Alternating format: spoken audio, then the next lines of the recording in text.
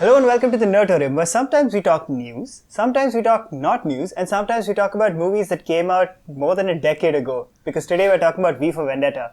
Tejas, I believe this is your favorite film. Why is that? This is my favorite film. It is it's a masterpiece, man. I think also we both. I'm sorry. Did you say it was your favorite film? Thank you. You'll be like V in that scene where he only uses words that begin with the letter That V. begin with a V, yeah. But except you put it in the middle of words. Yes, it is Look, my man, favorite. it's the idea that matters. Ideas are Yes. bulletproof.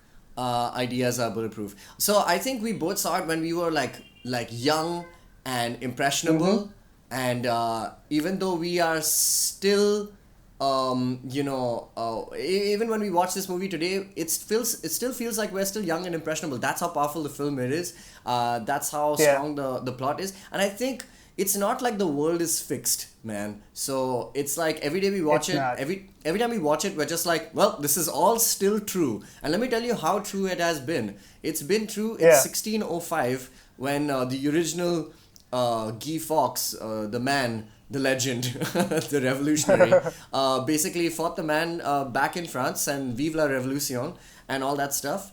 And in Invented wearing 1988 face masks, by the way. not Smart guy, really. ahead of his time.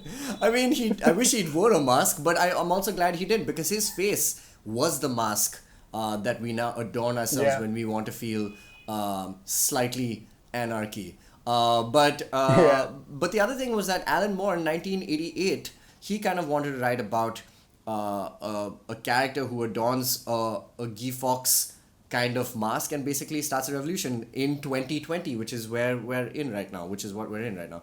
And from 1988, that's when it was published with David Lloyd, to 2005, which James McTeague directed and the Wachowskis produced, and now 2020, 2000 V, and 2020, we're still watching this movie going like, damn, it's still correct. It's still true. It's true from 1605. It's true to now, and that kind of sucks.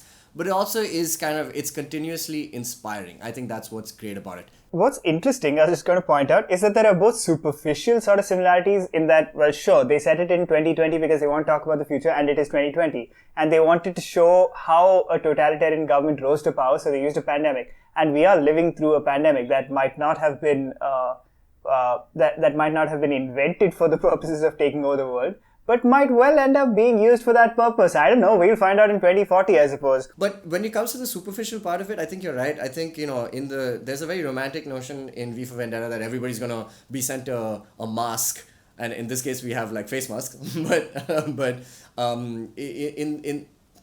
in V for Vendetta, it's like everybody wears a mask and they go out and they kind of, displace the military and the government, and they go and watch this kind of bold statement that is made by V, which is in that case blowing up the parliament.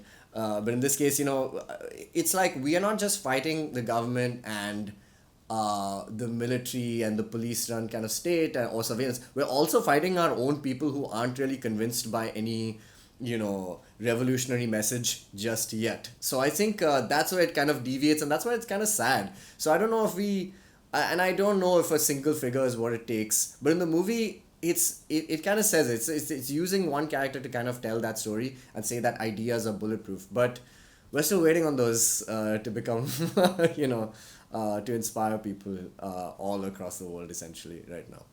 So they just tell me, why does the film still stick out so much to you? Like, because I mean, I can replay scenes from this movie in my head like right now, and I haven't even rewatched it that many times just because I think like it's somehow always been with me. Like, I know you rewatch it a lot and this is one of your favorite movies of all time. What is it about the movie that really sticks? There's a lot of political relevance that is obviously there and stayed with us for so many years. But I think apart from that, I think the characters are like amazing, man. There's a very relatable character in Evie, and there's a very unrelatable kind of father figure that we're all kind of looking for that is played by Hugo Weaving in V. And I think that's just the balance, right? Like, we're all basically, everybody is Evie until like the first act, and then we all are looking for somebody to kind of inspire us, or we're looking to inspire ourselves to turn into what she becomes towards the latter half of the film. That's one really, really important thing. You know, there's some powerful moments in this film, like something that has stayed with me forever, and that you can't like not cry when you watch it, which is that when, you know, she is she basically has she's, well, I don't want to say, she's incarcerated in the movie at some one point of time, and she's, you know, put into these like really, really gruesome kind of bunkers, a very Gitmo kind of looking place, and she's tortured, and she's asked for, you know, answers, and she's interrogated and things like that, and then she basically she finds her freedom, and that in that moment when she's free, she's not only free of like what like the government has kind of put her through, but she's also kind of free of fear. And I think fear is a big kind of emotion in this movie, that we're afraid to kind of speak out, or we're afraid to kind of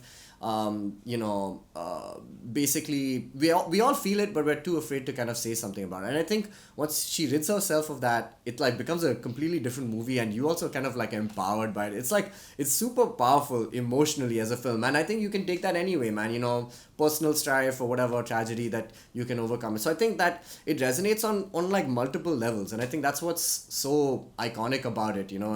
And we've all kind of seen our friends kind of go through like different things. We see them kind of admonished by the state for their beliefs, for their sexual orientation, for so many things. So there's there's a huge kind of like there's so many things to pick up on and say like, yeah, that's happened to me, this has happened to me, this is something I relate to. So I think it's just like it's just unimpeachable, man. Like the movie and the plot, and the gunpowder plot, I'll say, really, really good, still relevant. Aside from the fact that it addresses those themes, I think what really makes this movie is how impactful the staging of it is. Like, just visually, stylistically, it brings out the idea of what like pushing against the government means. Like, you feel like you want to punch the air and go like, I better freaking change the world after watching this movie, because like, especially towards in the climactic scenes, it feels like an uprising in your heart, because you're just like, you cannot not be moved. But like you said, it's undeniable, unimpeachable. Yes. Like certain governments. So yeah, like it's a combination of talking about always relevant messaging, which is that you can't give in to fascism, that is sadly still relevant today, and the fact that it manages to convey that with so much style and symbolism that it just like, it works fantastically. All right, I just wanted to move on to this, ironically, an article by The Republic, which was potentially was speculating that Kangana Ranaut was going to make a remake or a version of V for Vendetta. But yes, in India. So my first thought was like, cringe. Just for the source of the article, and also the fact that, you know, we are notorious for taking... Ranaut would be making it. Yeah, well, we're notorious for taking really good concepts and then kind of like Bollywoodizing it, and I hate that. And Bollywood is, you know, it's kind of part of the problem also. In some way. Kangana Ranaut especially, right? Like, considering where her sympathies seem to lie, I don't know why she would be making V for Vendetta. Yeah, the irony is not lost on us. It's kind of like, it's weird, you can't even joke about this stuff. Like, you know, we've been speaking about this a lot, like how you can't joke about, you can't make, you know, like you can't make fun of a lot of the things that happen in this country. I mean, for other reasons, but also because it's so funny that it's so ironic that the humor, it's present in its inception, you know, like when it's made, like like an Arnav Goswami or whatever. It's just like, it's so hilarious that you can't really make fun of it, because it's already making fun of itself. But I think obviously every country, you know, like ours, could do with a great film like that. And let's quickly do some fan casting before you know, we talk about what a movie that would be. V, Hugo Weaving's role, played by Jackie Shroff, the hero himself. The B for Bhidu of Indian cinema. Look, he's got the mustache. He's got the depth and the age to pull off like the gravitas required of the role. Agreed. And we know he can speak in alliteration because of his role as Chunilal in Devdas.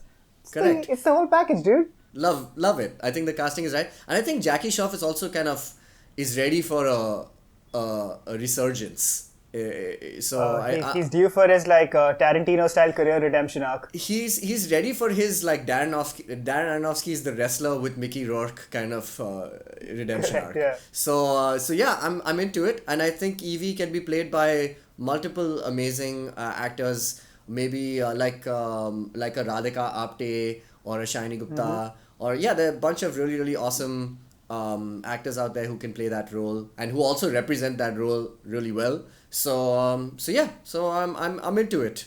But here's another theory I wanted to run by you that I recently came upon. Our remake of V for Vendetta in the Indian context is Rang De Basanti.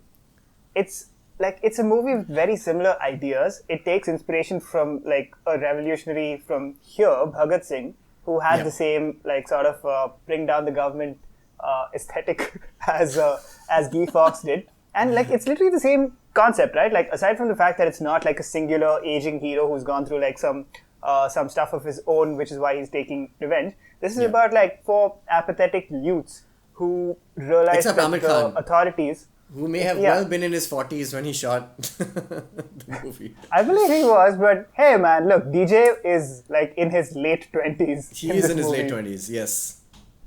And I don't know, like Amir Khan doesn't quite pull it. He pulls it off. He pulls off the college look in 3 Idiots better than he pulls off like a 20s guy in Rang De Basanti. No, but I think the character also DJ in the movie is supposed to be this guy who has never left college. He's just been in there for like years and years on end. So I guess it kind of lends itself. He's an older guy hanging with younger dudes because he can't let go. He doesn't have any purpose until he finds it, which I think is the until he finds a purpose. And maybe I mean Rang De Basanti is almost the V for Vendetta story, not adapted, but like the same principles told better for our country, right, and our context, because it's not about one revolutionary who decides like I'm going to change things and change things.